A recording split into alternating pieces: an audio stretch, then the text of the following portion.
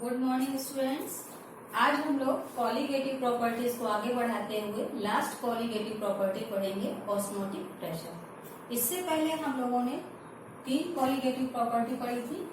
क्या? रिलेटिव। सबसे पहली कॉलिगेटिव प्रॉपर्टी पढ़ी थी relative lowering of vapour pressure.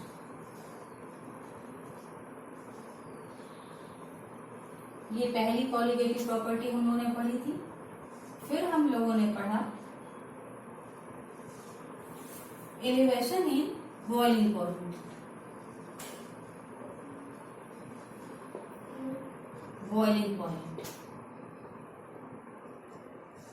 Next property हम लोगों ने पढ़ी डिप्रेशन इन फ्रीजिंग पॉइंट। और आज हम लोग पढ़ेंगे ऑस्मोटिक प्रेशर।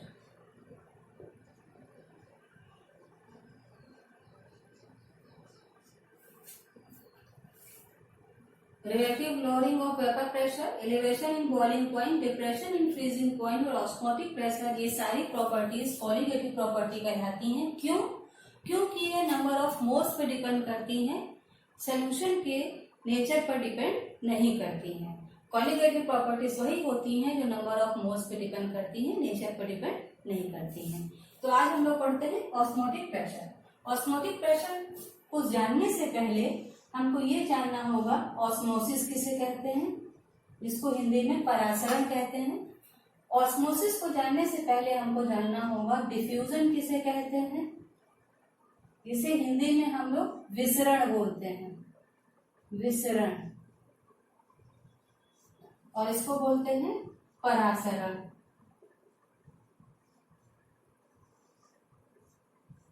परासरण और विसरण के बारे में पहले हम लोग जानेंगे, तब हम लोग जानेंगे ऑस्मोटिक प्रेशर किसे कहते हैं। तो आइए स्टार्ट करते हैं हम लोग।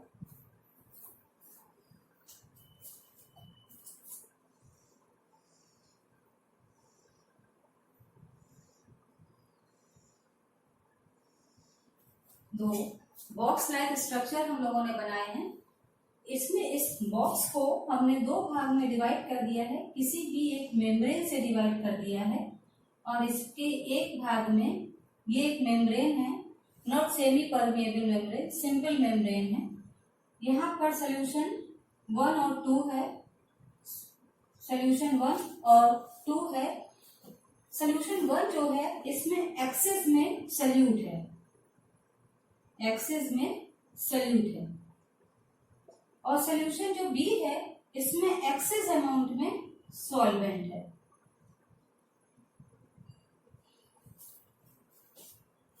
इसको हम थोड़ी देर में बनाएंगे, पहले इसको समझ लीजिए। ठीक, इसमें एक्सेस अमाउंट में सॉल्वेंट है, इसमें एक्सेस अमाउंट में सल्यूट भरा हुआ है। जब इस मेम्ब्रेन में ये सोल्यूशन 1 है, सोल्यूशन 2 है, C1 और C2। यहाँ पर कंसेंट्रेशन इसका मतलब ज्यादा होगी, यहाँ पर कंसेंट्रेशन कम होगी। भाई सोल्यूशन आपका 2 चीजों से मिलकर बना होता है, आपको पता है सोल्यूशन 2 चीजों से मिलकर बना होता है, सल्यूट और सॉल्वेंट। तो जब सल्यूट की मात्रा अधिक हो जाती है तो सोल्यूशन आपका कॉन्सेंट्रेटेड हो जाता है। मान लीजिए वाटर लिया, उसमें शुगर की मात्रा बढ़ाते जाएं तो कॉन्सेंट्रेटेड हो जाएगा ज्यादा, और शुगर की मात्रा कम रखेंगे तो वो डाइल्यूट रहेगा। या सॉल्वेंट बढ़ा दें, उतना वाटर ज्यादा बढ़ा दें तो वो डाइल्यूट होगा। तो जहां पर सल्यूट की मात्रा ज्यादा है वो कॉन्सेंट्रेटेड है, और जहां पर सॉल्वेंट की मात्रा ज्यादा है वो डाइल्यूट है। तो इसमें क्या है, मूवमेंट ऑफ सोल्यूशन। इसमें movement of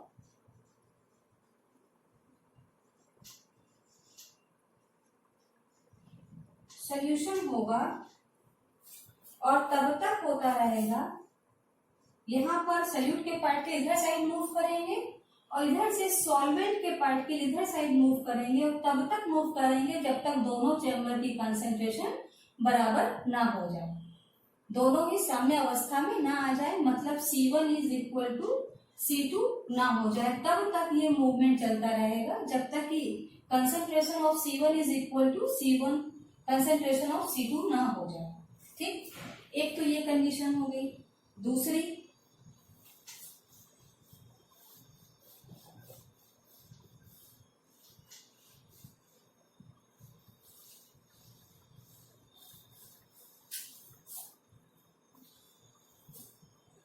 movement of solution हो रहा है, इसको हम लोग बोलते हैं डिफ्यूजन।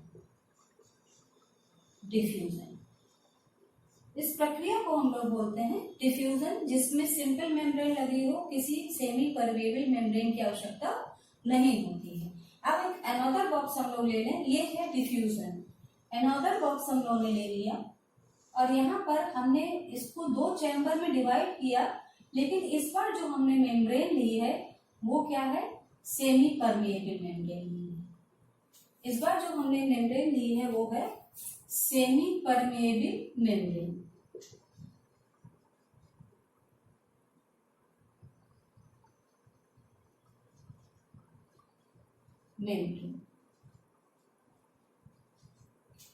जो ये सेमी परमेबल मेम्ब्रेन हम लोगों ने बच्चों ली है,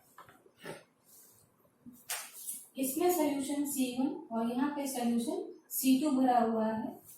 ठीक, यहाँ पर सॉल्वेंट है C2 में, यहाँ लोअर कंसंट्रेशन है, मतलब यहाँ पर भी वही बात है, यहाँ पे कंसंट्रेशन लोअर है, यहाँ पर कंसंट्रेशन हाई है, मतलब सॉल्यूट के पार्टिकल यहाँ पे ज्यादा है, एक्सेस में है, इसीलिए कंसंट्रेशन यहाँ पर ज्यादा है। अब ये सेमी परमेबल मेम्ब्रेन सभी को अपने से होकर नहीं गुजरने देती, ये छाट लेती है, ये चूज कर लेती है किसको अपने से होकर गुजरना है, किसको नहीं गुजरने देना है। तो ये सेमी परमेबल मेम्ब्रेन जो हमने ली है, इसमें मूवमेंट ऑफ सॉल्वेंट होगा, क्योंकि यहाँ पर एक्सेस में सॉल्वेंट है, यहाँ पे सोल्यूशन का मूवमेंट नहीं होता है, और यहाँ एक्सेस में सोल्यूट है। तो movement of solvent from lower concentration to higher concentration through a semi permeable membrane is known as osmosis. Movement of solvent through a semi-permeable membrane from a lower concentration to higher concentration is known as osmosis. Clear हुआ? तो इस definition को लिख लीजिए।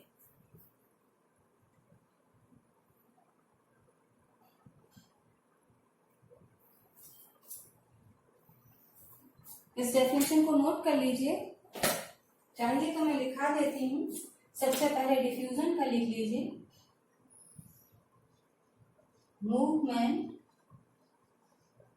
Of substance या solution, देखने में आ रहा है, movement of substance from the region of higher concentration, from the region of higher concentration to lower concentration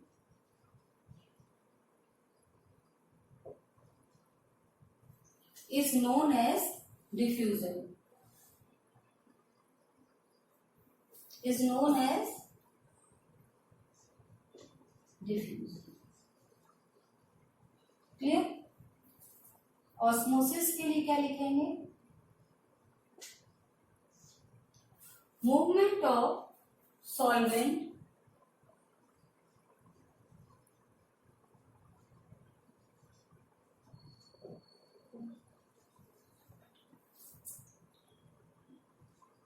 from lower concentration to higher concentration through a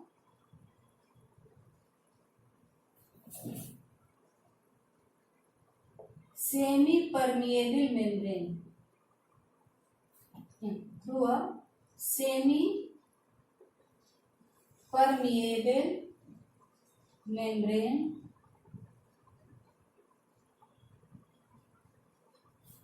is known as osmosis. Osmosis. Clear? Note कर लीजिए।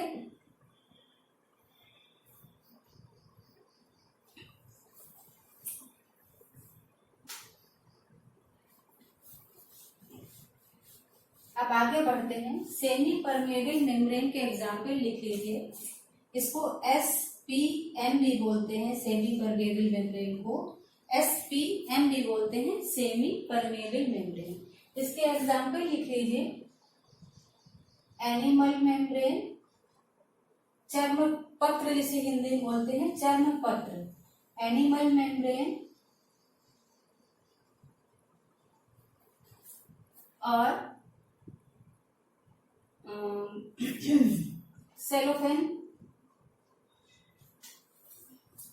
Cellophane paper,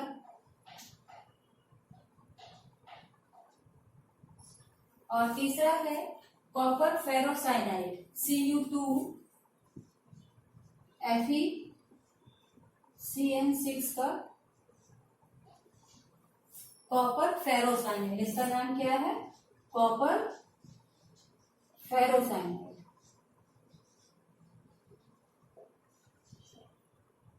इसका नाम, ये है SPM के example. आगे बढ़े। अब आते हैं हम लोग, इतना जानने के बाद कि ऑस्मोसिस क्या होता है, डिफ्यूजन क्या होता है, हम लोग आगे बढ़ेंगे और अब देखेंगे ऑस्मोटिक प्रेशर क्या होता है। ये टर्म क्लियर होने के बाद अब हम लोग देखेंगे ऑस्मोटिक प्रेशर क्या होता है। चलिए,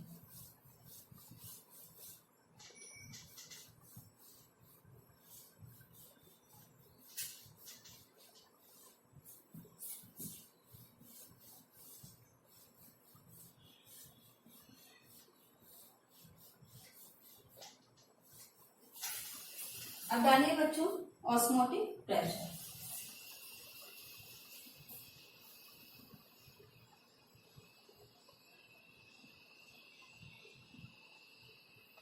ऑस्मोटिक प्रेशर को पाई से डिनोट करते हैं। इसका सिंबल है पाई। अब ऑस्मोटिक प्रेशर क्या है, मान लीजिए एक, यहां पर आपने पहले भी 2 चैम्बर लिए थे, इनको आपस में इस तरह से जोड़ रखा है,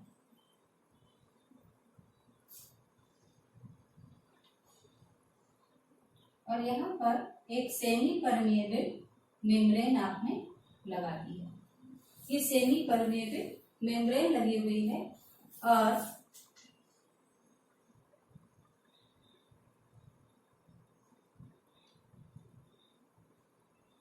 वन एटमॉस्फेरिक प्रेशर, जो कि एटमॉस्फेयर का होता है P,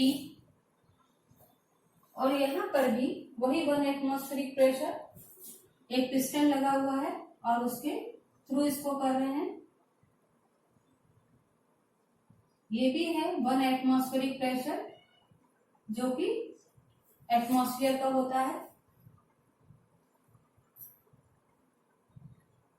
अब यहाँ पे प्योर सॉल्वेंट भर दिया है हमने, इस चैम्बर में प्योर सॉल्वेंट है और इसमें सॉल्यूशन। अब क्योंकि सेमी परमेबल मेम्ब्रेन भी लगी हुई है और यहाँ पर प्योर सॉल्वेंट भी है, सॉल्यूशन भी है, तो lower concentration to higher concentration movement होगा, lower concentration to higher concentration movement होगा। पार्टिकल का यहाँ से यहाँ ये मूव करेगा, इधर आएगा और यहाँ का ये लेवल बढ़ेगा। तो इस ऑस्मोटिक प्रेशर ये क्या करेगा, बाहर से इतना प्रेशर, एटमॉस्फेरिक प्रेशर के अलावा भी इसमें एक प्रेशर लगेगा जो कि इस प्रोसेस को रोकना चाहेगा।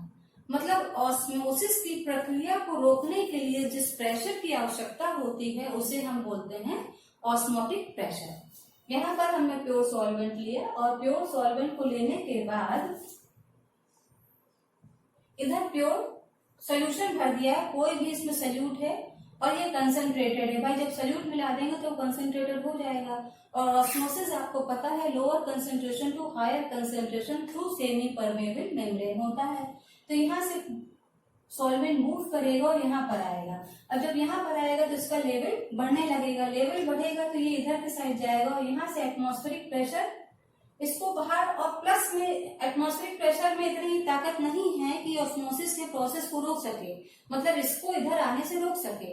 इस सोल्यूशन को इधर आने से रोकने के लिए हमको एक अलग से प्रेशर लगाना पड़ता है, जिसको हम पाई से डिनोट करते हैं। उस प्रेशर को बोलते हैं हम लोग osmotic pressure.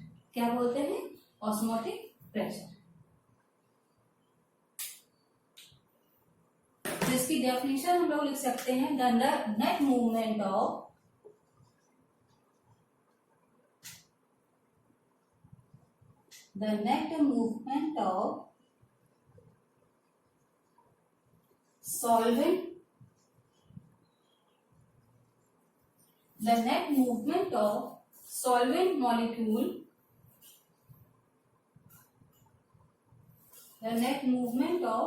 solvent molecule from solvent to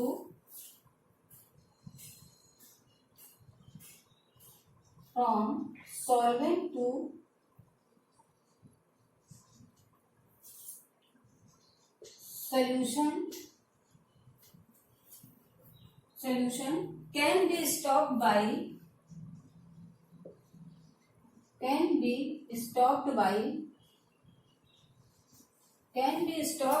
applying extra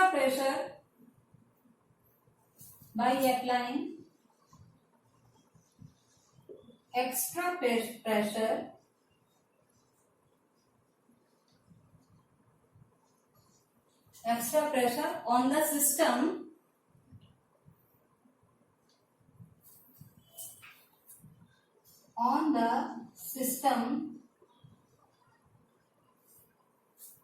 from the solution side. ये एक्स्ट्रा प्रेशर हमेशा सोल्यूशन साइड से लगेगा, इधर से नहीं लगेगा। On the system from the solution side is known as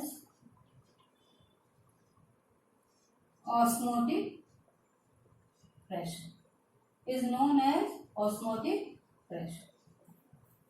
clear हो गया? एक एक्स्ट्रा प्रेशर जो सोल्यूशन की साइड से लगता है, एटमॉस्फेरिक प्रेशर के अलावा एक प्रेशर लगता है, एक्स्ट्रा प्रेशर, जिसको हम ऑस्मोटिक प्रेशर कहते हैं, और इस ऑस्मोसिस की प्रक्रिया को पूरी तरह से रोक देता है, उसको हम लोग बोलते हैं ऑस्मोटिक प्रेशर। क्लियर?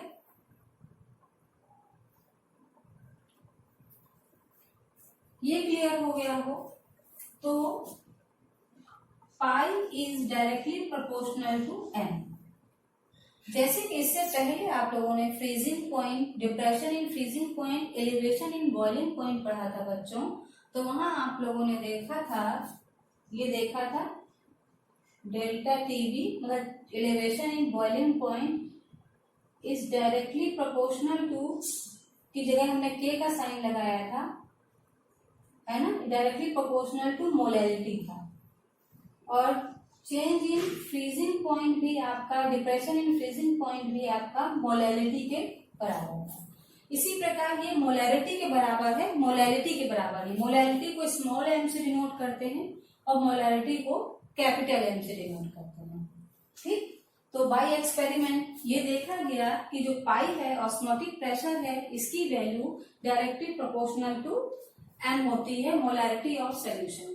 और मोलैरिटी क्या होती है, ये आप पढ़ चुके हैं जब हमने कंसंट्रेशन टर्म्स आपको पढ़ाए थे, तब इसको पढ़ाया था। नंबर ऑफ मोल्स ऑफ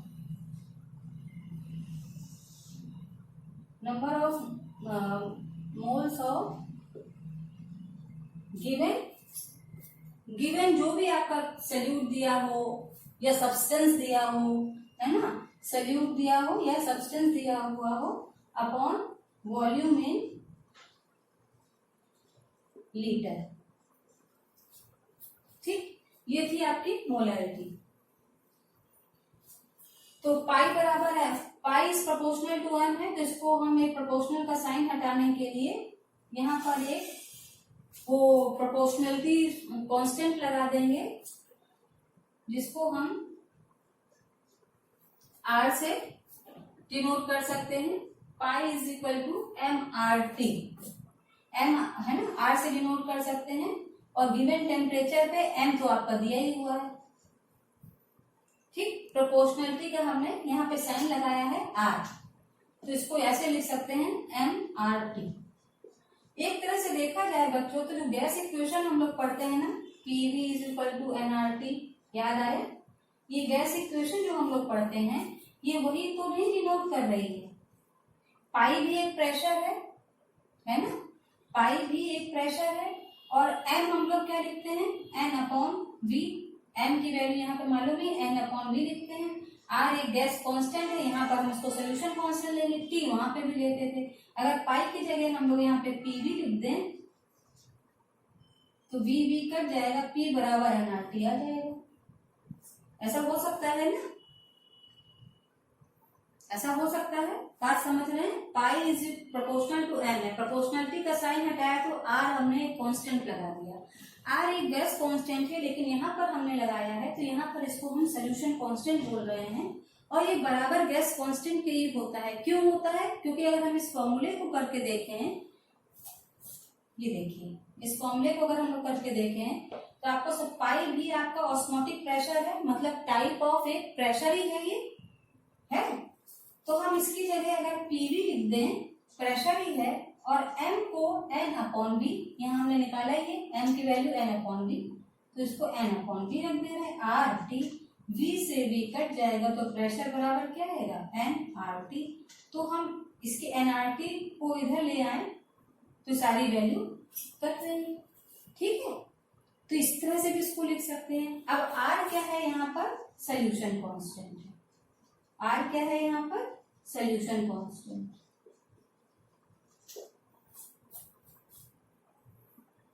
इसको बिगाड़ लेते हैं और यहाँ पर लिखते हैं r की वैल्यू, जो हमने यहाँ से निकाल कर लाए हैं। यहाँ पे देखिए, pi is proportional to m, molarity है, प्रोपोर्शनलिटी का साइन हटाएं तो r कांस्टेंट लग जाता है। r यहाँ पर गैस कांस्टेंट है, ठीक, ये एक गैस कांस्टेंट है, और यहाँ पर इसकी वैल्यू हम लोग लिखेंगे 0.0821, 0.0821। एटमॉस्फेरिक प्रेशर में लिखना है क्योंकि ये सोल्यूशन के लिए है, तो यहाँ पर इसकी एटमॉस्फेरिक लीटर पर मोल कहेंगे, पर मोल केल्विन, ये आर की वैल्यू, ठीक। अगर P की वैल्यू लिखनी है, अब इसको हमने आपको बता ही दिया है कि PV बराबर nRT आ जाता है, और यहाँ पे V है तो ये कट जाएगा। अगर इसकी वैल्यू P बराबर nRT लिख सकते हैं हम लोग, ठीक है। तो अब इसको सॉल्व करना है, तो P की वैल्यू क्या है, 1 एटमॉस्फेरिक प्रेशर, इसको लिख सकते हैं हम लोग 760 ml Hg, या 760 टॉर या बार। इसी तरह से करके इसकी कई तरह से वैल्यू लिखी जा सकती है। पास्कल में लिखेंगे तो 1.01 इंटू 10⁻⁻5 पास्कल, ठीक। अगर इसको हम न्यूटन पर मीटर स्क्वायर में लिखें तो ये भी आएगी 1.01 इंटू 10⁻5 न्यूटन पर मीटर स्क्वायर, ये हो गई। ये सारी सब तरह से वैल्यू इसकी इस तरह से लिखी जा सकती है।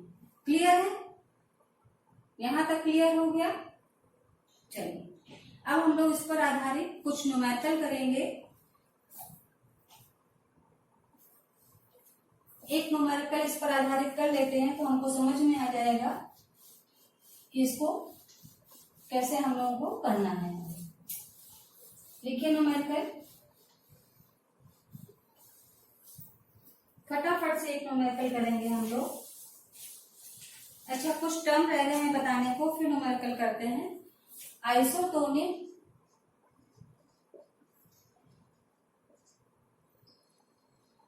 हाइपोटोनिक एंड हाइपरटोनिक, ये टर्म रह गए हैं आपको बताने के लिए। आइसोटोनिक टर्म क्या होता है बच्चों, आइसोटोनिक है आपका सेम टेम्परेचर। यहां पर क्या होगा, जहां पर टेम्परेचर सेम हो उसको बोलेंगे, सेम टेम्परेचर हो जाए तो उसको बोलेंगे आइसोटोनिक। हाइपरटोनिक में क्या होगा, टेम्परेचर एक का ज्यादा होगा, एक का कम होगा, सॉरी ऑस्मोटिक प्रेशर।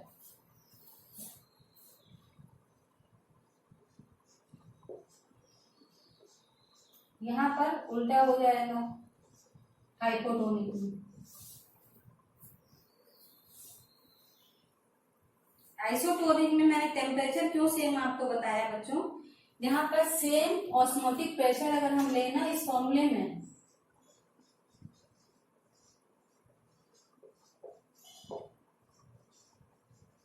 क्यों मैंने ऐसा कहा, अब इसका फॉर्मूला लिख लीजिए। पाई 1 इज इक्वल टू, आपने अभी अभी देखा है, mRT। पाई 2 बराबर mR, ये T1 है, ये T2 है। ठीक, अगर हम यहाँ पर टेम्परेचर कांस्टेंट ले लें, R तो भाई दोनों में कांस्टेंट लिए सेम ही वैल्यू आएगी। अगर हम टेम्परेचर कांस्टेंट कर लें, रूम टेम्परेचर पर इसको कर लें बच्चों, तो क्या होता है, अगर सेम टेम्परेचर पे करें, मतलब दोनों ही अगर रूम टेम्परेचर ले लें, नॉर्मली यही होता है, तो क्या हो जाएगा भाई, ये दोनों भी सेम हो गए तो ये दोनों भी कट जाएंगे, तो pi 1 is equal to pi 2 आ जाता है, या pi is directly proportional to m1 is equal to फिर m2 आ जाएगा। Pi is directly proportional to m, molarity पे ये डिपेंड करने लगता है। ठीक, और यहाँ पे तो कंडीशन यही है कि पाई 1 इज ग्रेटर देन पाई 2, और हाइपरटोनिक में है स्मॉलर देन। ठीक, चलिए अब एक न्यूमेरिकल कर लेते हैं। एक न्यूमेरिकल लिखिए, calculate the osmotic pressure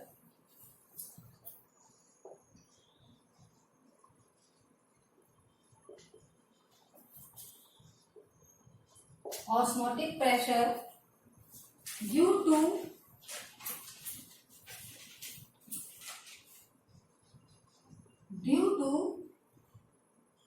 5% weight by volume cane sugar लिखिए, शुगर बात वही है, मॉलिक्यूलर वेट वही आएगा, वही फॉर्मूला रहेगा। सोल्यूशन एट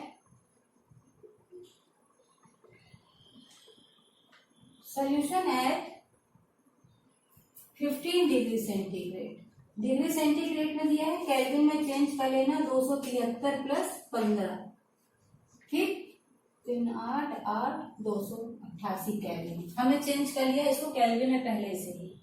ठीक, फॉर्मूला क्या है, पाई बराबर mRT, सीधे सीधे वैल्यू रखनी है आपको, यहाँ पे पाई निकालना है। 5% का मतलब क्या होता है, 5 ml है आपका, 5 ग्राम सोल्यूशन है, आप शुगर है 100 ml में, ये आपको कंसेंट्रेशन टर्म में समझा चुके हैं।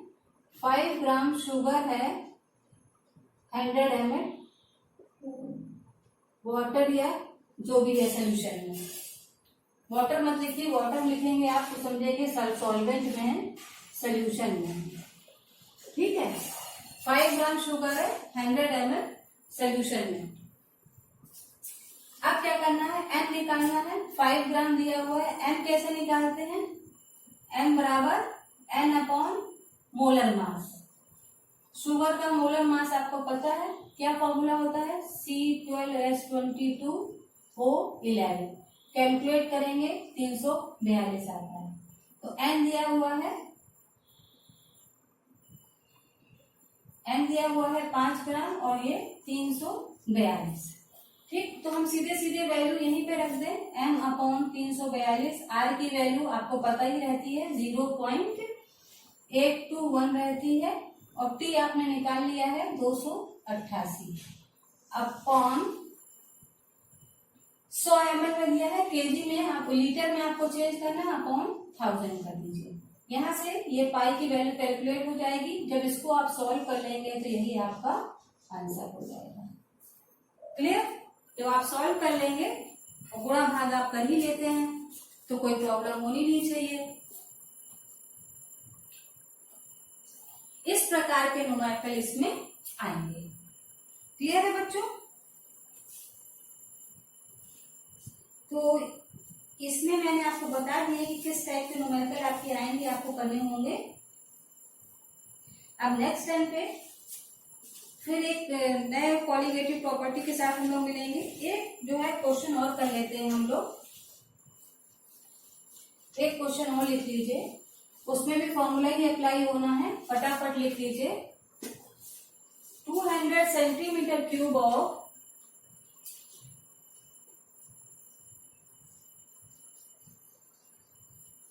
of aqueous solution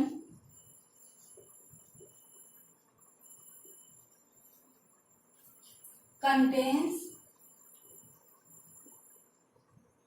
1.26 gram of a polymer। यही फॉर्मूला रखना है आपको। ए polymer, the osmotic pressure of the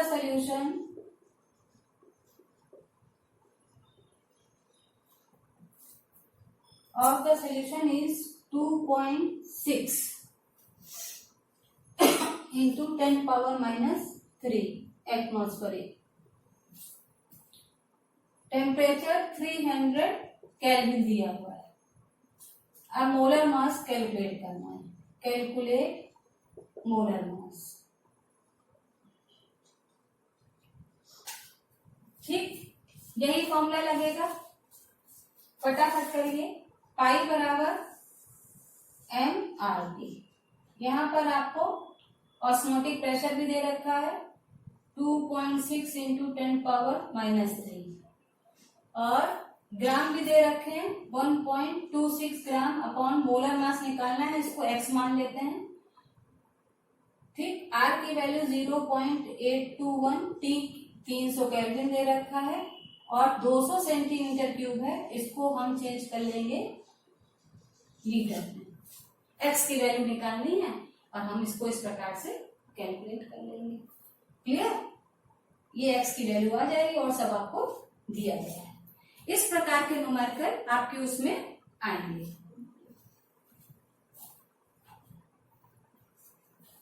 तो बच्चों आज के लिए इतना ही रखिए। कल मिलते हैं एक नए टॉपिक के साथ।